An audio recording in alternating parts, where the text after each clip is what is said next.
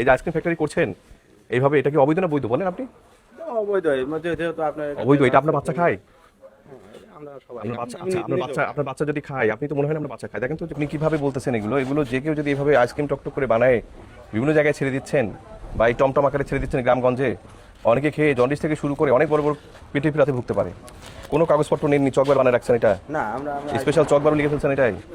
বাজার থেকে এই লেভেলগুলো আমার অনেক আগেকারই নিয়ে আসা ছিল। কোথা থেকে কিনছেন? বাজার থেকে, কোন বাজার? বাজারে কোথায়? বড় বাজার থেকে। বড় বাজারে কোথায়? নাম ঠিকানা দেন তো। মানে আমরা জন্তুকে চিনি তো, দোকানের নাম তো আমি ওভাবে বলতে পারবো না। এই আপনি এখানে আসেন, এখানে আসেন। আপনি দেখেন তো যে পরিবেশে আপনি চকবার বানাচ্ছেন, দেখেন তো। না, এই যে মিথ্যে বলবেন না ভাই, আপনার জেল আছে, এটার জন্য জেল জরিমানা সবই আছে, ওইটা আছে। এগুলা শুধু ওইটা বিক্রি করি আমরা। আপনি শোনেন, আপনি যদি ধরতে চান আমি সব ধরতে পারবো। আমি হয়তো আপনাকে সতর্ক করব, জরিমানা করব, এবং আপনি এখান থেকে তাও আপনার কার্যসীমার ভিতরে বাইট বন্ধ করে দিব, যাতে আপনি এখান থেকে ঠিক হয়ে যেতে পারেন। কিন্তু সত্য বলবেন, যাতে মানুষ সতর্ক হয়। এই জায়গাগুলোতে মানুষ যারা সতর্ক হয়ে এগুলোকে অ্যাভয়েড করে। এই যে আপনি এটা বানাচ্ছেন, এই যে আমি তো দেখতেছি সব পনির এগুলো বানাচ্ছেন, দেখি দেন তো। এই দেখেন, এই যে এইগুলো গরম করে, তাই না? এগুলো গরম করে বানাচ্ছেন না? হ্যাঁ, এই যে ভিতরে ময়লা পড়ে আছে, দেখেন না?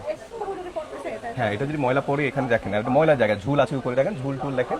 তাহলে এগুলো করলে মানুষ তো মারাও যেতে পারে। এগুলো আর হবে না। হ্যাঁ, এগুলো হওয়ার আগে তো অনুমতি দরকার। অনুমতি ছাড়া কিভাবে বানাবেন? এগুলো ছোট ছোট গ্রামের ওই যে এগুলোতে দিয়ে দেন, অনেক রিস্কি থাকে। আপনি সুন্দর